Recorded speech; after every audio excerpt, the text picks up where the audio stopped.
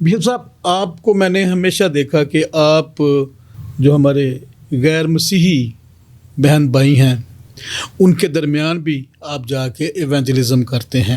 آپ کی اس اسٹرگل کو جو آپ انٹرا ریلیجن بین المذاہب جو آپ کی کوششیں ہیں ان کو سراہتے ہوئے ہم آپ سے گزارش کریں گے کہ آپ ہمارے ناظرین کے ساتھ اپنے یہ تجربات شیئر کریں کہ کیسے آپ مسیح کی گواہی جو ہے وہ دیگر قوموں تک لے کے جاتے ہیں. دیگر قوموں سے مراد میری ہمارے مسلمان بہن بھائی ہیں، اور آپ ایک مذہبی سیاسی تنظیم کے عہدیدار بھی ہیں، اور ہماری یہ خوش قسمتی بھی ہے کہ آپ نے ایک مشکل کام کو چوز کیا، منتخب کیا، اور مجھے امید بھی ہے، یقین بھی ہے کہ آپ اس میں ضرور کامیاب ہوں گے جس مقصد کے لیے آپ نے یہ راستہ اپنایا.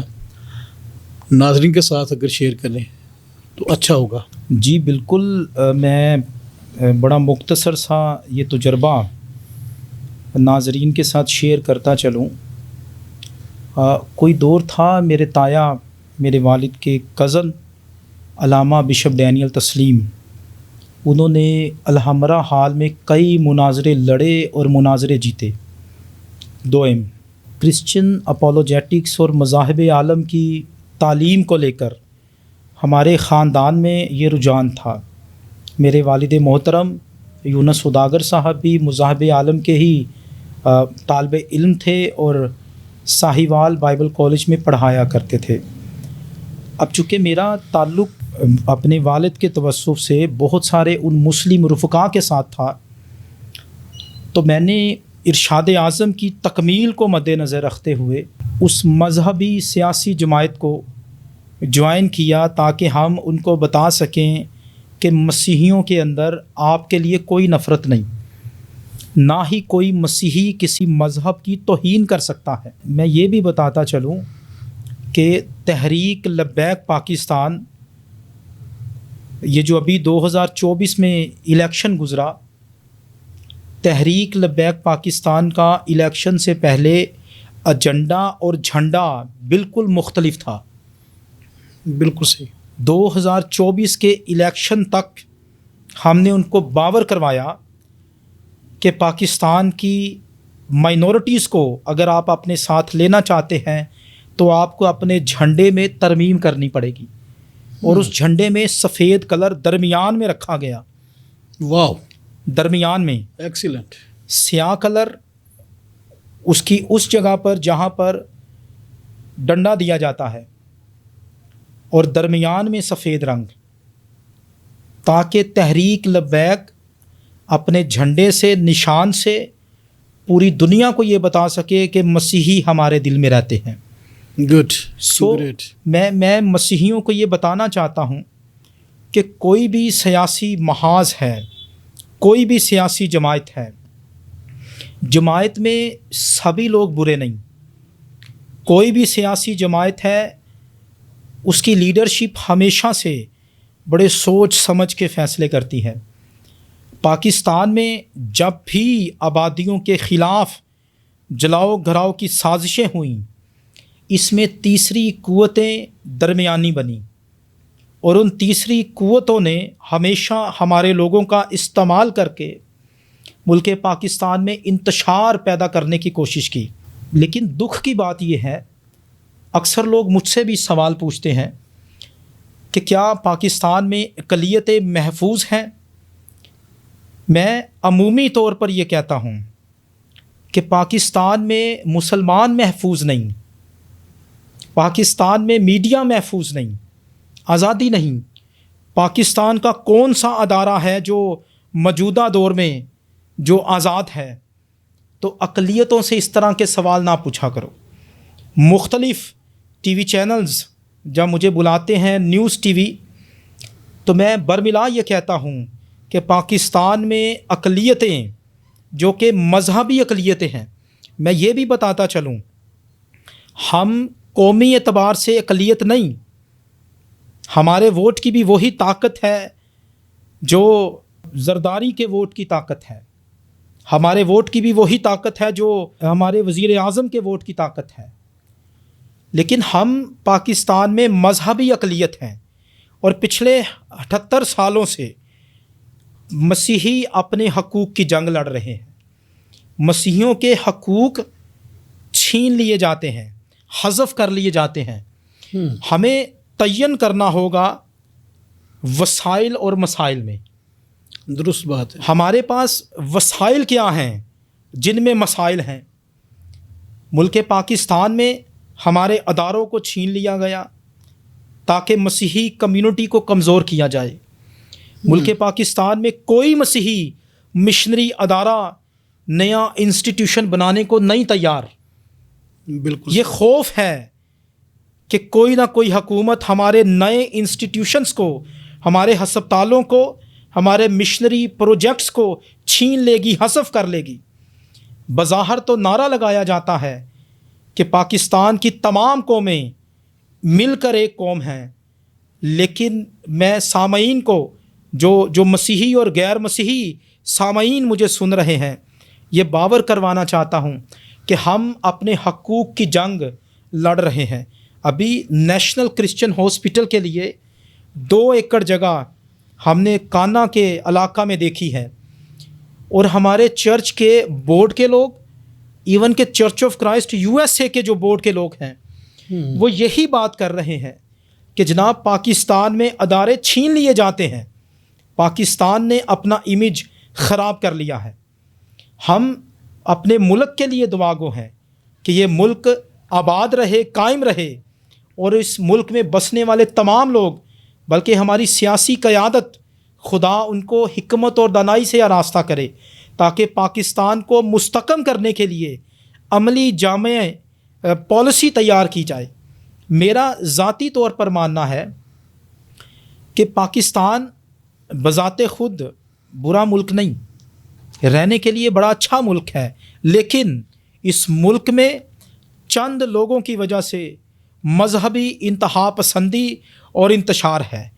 اگر ہماری حکومتیں اس بات پر غور کریں تو پاکستان اسی طرح امن کا گہوارہ بنے گا جس طرح SP سنگھا صاحب اور قائد اعظم نے مل کر پاکستان بنایا اور پاکستان کو ایک اچھے زاویہ میں کھینچا تاکہ پاکستان میں امن و امان قائم رہے، تمام مذاہب پاکستان میں استقلال کے ساتھ رہ سکیں، اور تمام مذاہب کے اندر بلکہ میں کہوں گا کوئی مذہب بھی اپنی عماج گاہ، عبادت گاہ سے ملک کے خلاف بات نہیں کرتا، بلکہ چرچ، مسجد، ہندوؤں کے مندر، سکھوں کے گردواروں سے بھی اس ملک کی سلامتی کی دعا نکلتی ہے۔ اور ہمارے مسیح نے تو امن کی تعلیم دی ہے۔ ہم جماعتوں کے ساتھ، مذہبی سیاسی جماعتوں کے ساتھ اس لیے منسلک ہوئے تاکہ ان کو باور کروا سکیں کہ آپ مسیحیوں سے نفرت کرتے ہیں، لیکن پاکستان بنانے والے ہم ہیں۔ آپ نے تو پاکستان کے سٹرکچر کو تباہ کیا ہے، بنایا ہم نے ہے۔ سینے پہ گولی کھائیں گے، پاکستان بنائیں گے، یہ ایک مسیحی کا نعرہ تھا پنجاب اسمبلی کی سیڑھیوں پر، لیکن جنہوں نے پاکستان بنایا آپ انہیں کہتے ہیں کہ پاکستان چھوڑ کر چلے جاؤ۔ ایسا ناممکن ہے۔ ہم یہاں کے باسی ہیں، پاکستان کے لیے پہلے بھی کام کرتے رہے ہیں، اب بھی کام کریں گے، اور پاکستان کو ترقی کی راہ پر لے کر چلیں گے۔ بے شک، خداوند کے فضل و کرم سے۔ ناظرین، یقیناً پاکستان میں بسنے والے تمام مسیحی پاکستان کے ساتھ وفادار ہیں، اور میں ہمیشہ اپنی اکثر بات چیت میں یہ بات کرتا ہوں کہ مسیحی سنز آف دا سوائل ہیں، اسی دھرتی کا خمیر ہیں، اسی مٹی کے فرزند ہیں، اور وہ پاکستان کی تقسیم کے وقت یہاں پر ہی موجود تھے، ویلکم کیا اپنے آنے والے مسلمان بہنوں بھائیوں کو، ان کی مرہم پٹی کی، ان کے علاج معالجہ کے لیے، اور ان کے کھانے پینے کا انتظام کرتے رہے۔ کیمپس میں جو مہاجرین کو ویلکم کرنے کے لیے جو کیمپس لگے تھے اس میں بیشتر خدمات جو ہیں وہ مسیحی نوجوانوں کی ہیں۔ پاکستان ہمارا پیارا ملک ہے اور ہم اس کی ترقی کے لیے، خوشحالی کے لیے، اس کے استحکام کے لیے اور اس کی سلامتی کے لیے ہمیشہ سے ہی سنجیدہ رہے ہیں، اور آئندہ بھی ہم اس کی خوبصورتی کے لیے، اس کے پرامن رہنے کے لیے، اس کی خوشحالی کے لیے اور اس کی سلامتی کے لیے اور سب سے بڑھ کر اس کی سالمیت کے لیے ہم ہمیشہ اپنے فرائض سر انجام دیتے رہیں گے۔ بشپ صاحب، آپ کی خوبصورت باتیں وطن عزیز کے لیے، وطن عزیز میں بسنے والوں کے لیے، لیکن چونکہ میں آپ کو نوجوانوں کا بشپ قرار دیتا ہوں، ہمارے نوجوانوں کے لیے کوئی پیغام آپ دینا چاہیں ہمارے TTN کے پلیٹ فارم سے؟ جی بالکل، میں تمام مسیحی نوجوان خواتین و حضرات سے مخاطب ہوں اور یہ پیغام دینا چاہتا ہوں کہ ہم روپے پیسے سے قوموں کا مقابلہ نہیں کر سکتے، ہم تعلیم سے مقابلہ کر سکتے ہیں۔ پہلے بھی مسیحیوں کی شان تعلیم رہی ہے، اب بھی میں آپ سے گزارش کروں گا تمام مسیحی والدین سے کہ اپنے بچوں کی تعلیم پر غور کریں، بچوں کو پڑھائیں اور اچھی تعلیم ان کو دلوائیں۔ جتنے ہمارے نوجوان جو نشوں میں لگ گئے ہیں، میں ان کے لیے بھی دعا گو ہوں اور میں ان کے لیے خدا کے حضور رحم کی اپیل کرتا ہوں، لیکن میں یہ پیغام انہیں دینا چاہتا ہوں کہ اپنے نشوں کو چھوڑیں، آؤ مل کر کام کرو۔ آپ محلہ میں رہتے ہو، دوستوں کے ساتھ پھرتے ہیں، وقت کو ضائع کرتے ہیں، وقت کو غنیمت جانو۔ جو بھی کام کر سکتے ہیں اچھا کام، محنت کریں تاکہ آپ کے گھروں کے اندر سے غربت ختم ہو۔ اگر اپنے خاندانوں میں سے، گھروں میں سے غربت ختم کرنا چاہتے ہو تو پہلی بات تعلیم کی طرف آؤ۔ اگر پڑھے لکھے نہیں ہیں تو میں گزارش کروں گا ٹیکنیکل ہنر سیکھیں تاکہ اپنی فیملیز کو سٹیبل کریں۔ یہ کیسا مسیحی نوجوان ہے آج کے دور کا جس کی والدہ تو کام پر جاتی ہے لیکن وہ خود سارا دن چوراہے پر کھڑا رہتا ہے۔ میں ان نوجوانوں سے التماس کرتا ہوں کہ نوجوانوں، اگر آپ چاہتے ہو کہ پاکستان میں ہمیں عزت ملے تو ٹیکنیکل ہنر سیکھو، تعلیم حاصل کرو، اپنے بچوں کو پڑھائیں، ان کو تعلیمی اداروں میں بھیجیں، ان کی اچھی تربیت کریں، ان کے کانوں سے یہ بالیاں اتاریں، ان کی شخصیت کو نکھاریں، اپنی شخصیت کو نکھاریں تاکہ لوگ ہمیں قدر کی نگاہ سے دیکھیں۔ لوگ ہمارے لیے جو غیر مناسب الفاظ استعمال کرتے ہیں، آٹومیٹیکلی ہمارے کردار کے ذریعہ سے، عملوں کے ذریعہ سے ان سب کے منہ بند ہو جائیں گے۔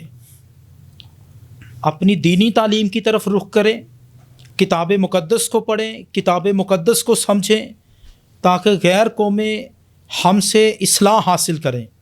ہم ان کے لیے مذاق کا باعث نہ بنیں بلکہ ہم ان کی اصلاح کریں اور ان کو مسیح کی طرف لائیں۔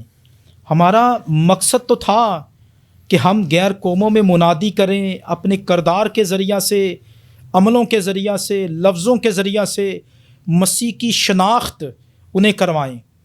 لیکن آج کا نوجوان بے بسی کے عالم میں ہے، آج کا نوجوان اپنی قسمت کو روتا ہے، اپنی قسمت کو بدلنا نہیں چاہتا۔ سو نوجوانوں، خواتین ہوں یا حضرات ہوں، میری آپ سب سے اپیل ہے کہ زیادہ سے زیادہ تعلیم حاصل کریں۔ جو نہیں پڑھے ہیں وہ ٹیکنیکل ہنر سیکھیں، جو کچھ نہیں کر سکتا وہ فیکٹری میں جاب کرے۔ اور میں پاکستان کے مشنری اداروں سے بھی درخواست کروں گا، خواہ کسی بھی ڈنومینیشن کے ادارے ہو، خدا را مسیحی بچوں کو مواقع فراہم کریں تاکہ وہ تھوڑی فیس میں آپ کے اداروں سے پڑھ سکیں اور ان کے حالات سنور سکیں۔ تمام تر مذہبی، سیاسی، بزنس کلاس کمیونٹی اور طرح طرح کی کرسچن کمیونٹیز مل کر اپنی قوم کے لیے اپنا وسیع کردار نبھا سکتی ہیں۔ ہم اور میں پادری صاحبان سے بھی گزارش کروں گا کہ اپنے چرچز کی یوتھ پر کام کریں، اپنے چرچز کی یوتھ کو سکھائیں کہ وہ اپنے والدین سے بدتمیزی نہ کریں، پادری صاحبان ان کی تربیت کریں، کیونکہ چرچ کسی حد تک فلاپ ہو چکا ہے یوتھ کی تربیت پہ۔ کہاں ہیں یوتھ کانفرنسیں، کہاں ہیں یوتھ میٹنگز، کہاں ہیں یوتھ سیمینارز جن سے آگے آ کر یوتھ میں سے نوجوان پادری بنیں، اور چرچز جو ان سے چندہ لیتے ہیں ان کی تعلیم پر بھی خرچ کریں، تاکہ ہمارے چرچز میں سے جو غریب بچے ہیں وہ پڑھ سکیں۔ کچھ خامیاں نوجوانوں میں ہیں، کچھ خامیاں قیادت میں ہیں۔ بے شک قیادت اپنی خامیوں کو دور کرے، نوجوان اپنی خامیوں کو دور کریں، پھر جا کے آنے والے سالوں میں ہماری قوم کا وہی سٹینڈرڈ ہوگا جو پاکستان بننے سے پہلے تھا۔ بہت اچھی بات بشپ صاحب آپ نے فرمائی۔ یقیناً اس وقت ضرورت ہے قیادت کو بھی اور نوجوانوں کو بھی اپنی اپنی ذمہ داریاں پہچاننے کی، جاننے کی، اور پھر ان پر عمل پیرا ہونے کی۔ ناظرین، جب تک ہم اپنی ذمہ داریوں کو دیانتداری کے ساتھ نہیں نبھائیں گے، وہ ذمہ داریاں والدین کی ہوں، اساتذہ کی ہوں، مذہبی رہنماؤں کی ہوں، سیاسی رہنماؤں کی ہوں، سماجی رہنماؤں کی ہوں، یا پھر عام شہری کی ہوں، جب تک ہم اپنی اپنی ذمہ داریوں کا تعین کر کے، تعین تو ویسے اسٹیٹ نے کیا ہوا ہے، ہر ایک شخص کی ذمہ داریاں یقیناً وہ ہر کسی کے علم میں ہیں، لیکن جب ہم دیانتداری سے اپنی ان ذمہ داریوں کو پورا کریں گے تو یقیناً معاشرہ جو ہے وہ ترقی بھی کرے گا، خوشحال بھی ہوگا، اور دوسروں کے لیے آسانیاں اور مواقع بھی پیدا کرے گا۔ آج کا یہ خوبصورت سفر ہمارے اختتامیہ کی طرف جاتا ہے، اور میں خصوصی طور پر شکر گزار ہوں بشپ انسلام سوداگر صاحب کا، جو چیئر پرسن ہیں چرچ آف کرائسٹ کے، اور دیگر بے شمار پروجیکٹس وہ اپنی قوم کے لیے، اپنے لوگوں کے لیے رکھتے ہیں۔ میں دعا گو ہوں کہ خدائے قادر مطلق آپ کو آپ کے تمام مقاصد میں کامیاب فرمائیں، اور ہم آپ سے یہ توقع بھی کرتے ہیں کہ بشپ صاحب ہم آپ کو دوبارہ بھی زحمت دیں گے تاکہ آپ آئیں اور ہمارے نوجوانوں کے لیے، ہمارے ناظرین کے لیے اچھے اچھے پیغامات لے کے آئیں۔ آپ کی آمد کا بہت شکریہ۔ گاڈ بلیس یو جی۔ ناظرین، ہمارے پروگرام کا وقت ختم ہوا۔ کسی نئی معزز مہمان شخصیت کے ساتھ پھر آپ سے ملاقات ہوگی۔ تب تک کے لیے مجھے Tariq Siraj Chaudhry, program the truth with Tariq Chaudhry, اور میرے کیمرہ مین طارق پیارا کو اجازت دیجیے۔ پاکستان زندہ باد۔